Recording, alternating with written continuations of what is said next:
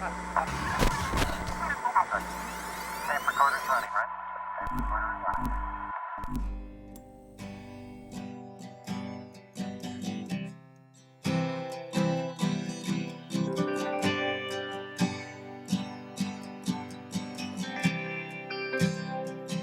I know I'm going to be asking some questions that we just don't know the answers to yet, right? And that only when, applied broadly across a broader population will we start to narrow in on some more specifics.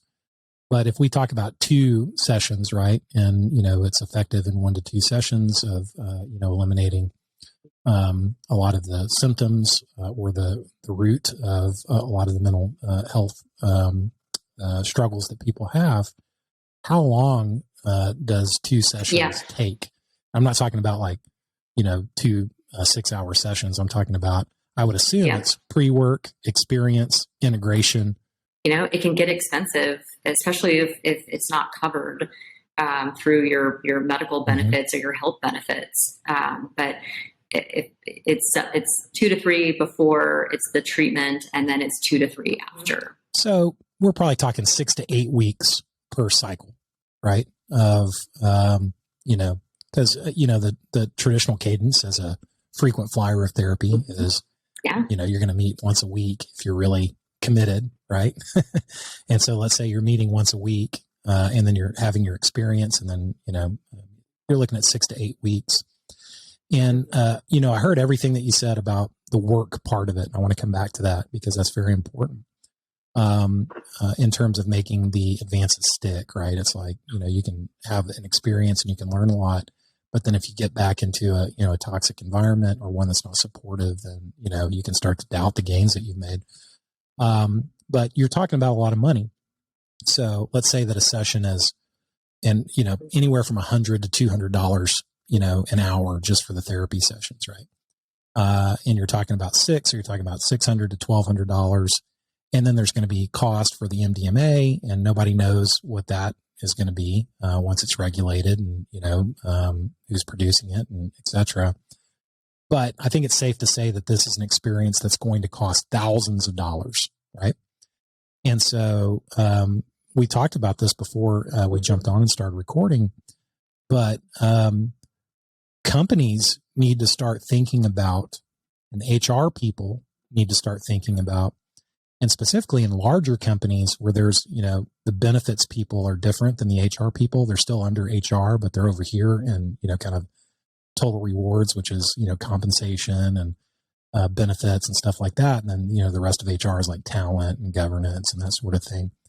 But people need to start thinking about what their position is going to be in terms of helping people pursue what could be a breakthrough treatment for something that has plagued them for decades. And that means thinking about the cost. I personally don't see, and I'm not a pessimistic person by nature, but I know how this whole, company, insurance, medical complex, kind of system works. And insurance companies will, bend over backwards to try to get out of paying things. And at the same time, hospitals will bend over backwards to try to charge as much as they can for something. When COVID testing first became available, I wanted to see how hard it was to get a COVID test so that we could pay for employees to get one and just know what the experience was like, how much time did it take, what did it cost, etc.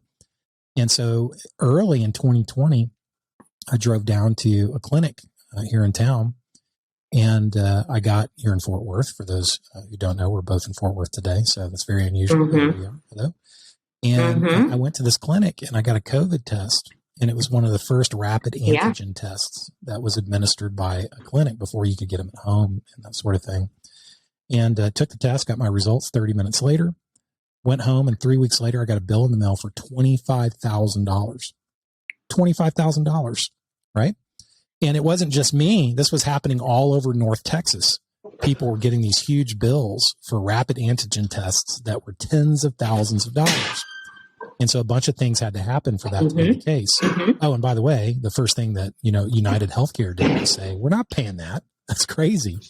So I'm sitting here with a $25,000 bill for, a 30-minute rapid antigen test. The insurance company is saying they're not going to pay for it. Clearly, the clinic overcharged based on whatever their costs were. And had I just been, an employee who walked in and got a COVID test because my employer asked me to do it, and I got zapped with this $25,000 bill, I'd be freaking out, right? And so there's going to be some settling that has to occur around, what the financials, actually look like, and et cetera. But once it, starts to stabilize, there's going to be a question about whether this is something that's covered by the company. And a lot of people want to put the company responsibility off on the insurance carrier, and they want to set policy based on what the insurance carrier will pay for. The reality is, we know that mental health services are critically important and as important as physical health services. But we've been slow as Americans to adopt corporate subsidies, or, the employer paying for mental health services for employees. And so right out of the chute, it's unlikely that companies are going to say, heck yeah, if somebody wants, MDMA assisted therapy, we're going to pay for it 100%. For all kinds of reasons, but mostly because it's just, in their minds, hard to make individual decisions that depart from insurance. So it seems to me that it's going to take a pretty progressive employer in the early days of this rollout to choose to cover this expense for employees, right? And even more importantly, to promote it, because that's the real thing that people, don't really, kind of think about. Is that as an employer, I own a company, I've got 80 employees, and they've got all these health benefits. And there's so many of them that most of us don't even know what we have. And so you could do a webinar every day about one discretionary benefit that's available to you, and it's still, people wouldn't know what's available to them. But with something that's a significant breakthrough for something that I would go so far as to say a majority of people are going to experience some sort of PTSD from their experience during the pandemic, not to mention the, tens of thousands or hundreds of thousands of people who have had experiences aligned with the very acute definition of PTSD, like service overseas, or, in some other kind of conflict, or some other sort of crime. And there's so many people that this could help. Yet it's probably unlikely that the majority of large companies, which employ most people, right? The big companies employ most people, and then small companies employ, maybe 10% of all workers. It's unlikely that this is going to be subsidized initially. So what would you say to HR people, to business owners? Much like climate crisis and how hard the conversation is, we cannot take a side. So employers, the first thing they can do is just stay open to the conversation. I know that sounds silly, but it's like, just consider the possibilities. I did a lot of research in preparation for our first conversation, and the evidence is overwhelming. And it's not from psychedelics today, it's like from the leading medical journals in the world, who are showing conclusively what the impact on mental health is, usually specifically relative to PTSD, right? But there's already tons of articles out there about broader applications. Smoking cessation, depression, anxiety, long-term illness, anxiety during the end of life transition. Yes. Well, now you've put me on the tangent, because look, this is what corporate wellness is all about. Corporate wellness is all about identifying the high risk portion of your employee population, right? And, for people who are listening to this on the treadmill, I'm doing air quotes right now. Corporate population, right? Those are people when you say, employee population or corporate population, or use a phrase like population health management, air quotes. We're talking about people. The corporate wellness industry, which is a multi-billion-dollar industry, is focused on identifying the, 5 or 10% in their minds of people who are at high risk of developing chronic conditions. And typically we think of chronic conditions like diabetes, or, smoking, or, obesity or metabolic syndrome. It's only recently that people have started to recognize depression as a chronic condition, or, mental health as a chronic condition. And so we're kind of at that tipping point. And the pandemic, I mean, if there was any silver lining to the pandemic really pushed mental health to the forefront of what, corporate wellness companies and that whole complex that surrounds them considers a chronic condition. And, just to put a fine point on it, the reason that big companies care about chronic conditions is because they're self-insured. And this is a lot of people don't understand this, right? And so I want to preach on this for a minute. If you are I'm going to preach. If you are a large company, you're self-insured. That means your population and the experiences that they have and the healthcare costs that they incur have a direct impact on how much you're paying for health insurance, how much the company's paying for health insurance.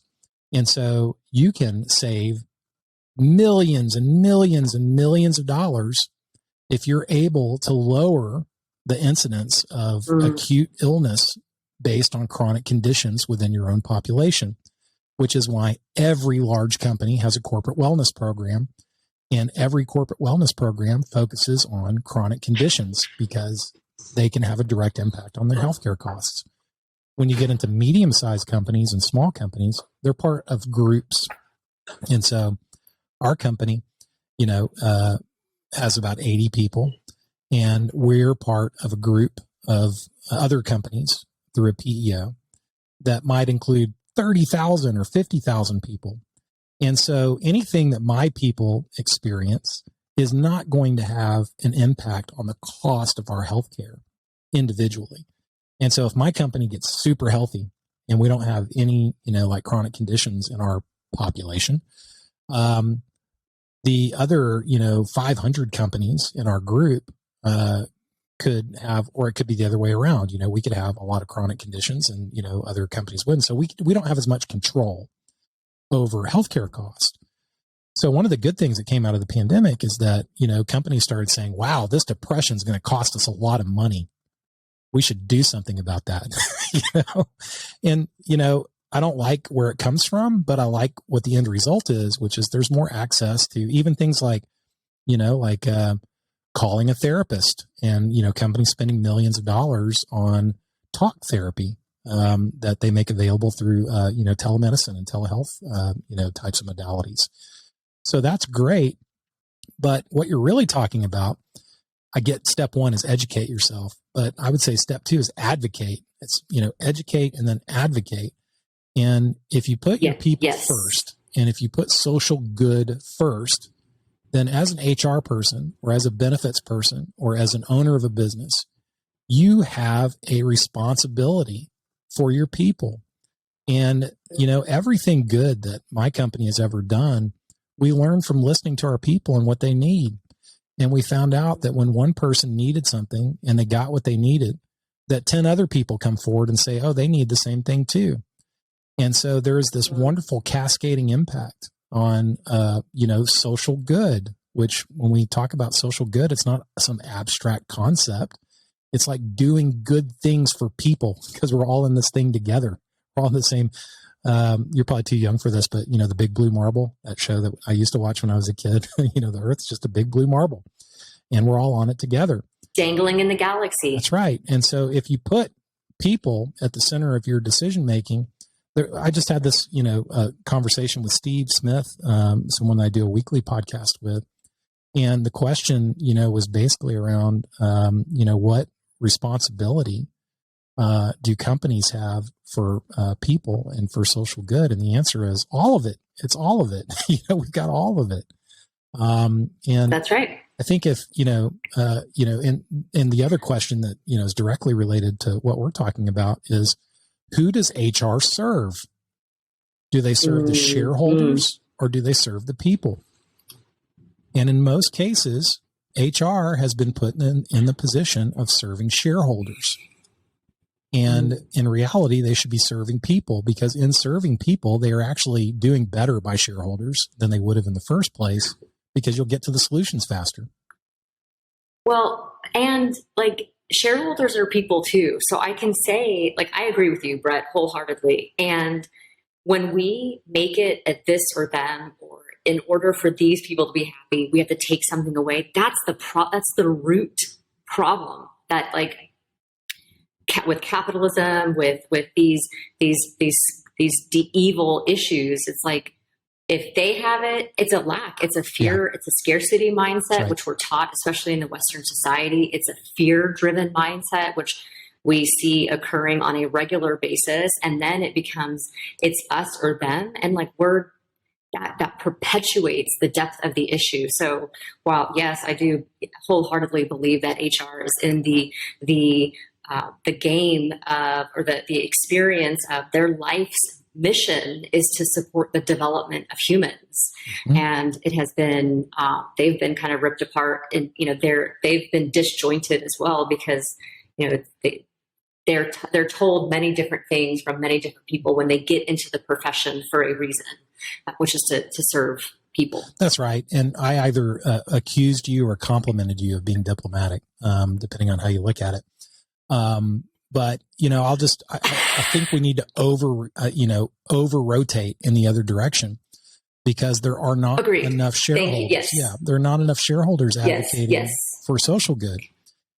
You're right. Well, I don't know if I'm right, but I know that, that in reality, I think to make this world work better than it works right now, shareholders have to give up, their traditional notion of what a fair profit is. So, I mean, you can just Google what's a fair profit for a services company, and you're going to get this magic range, 30%, 25 to 40, 15 to 30, whatever. Right.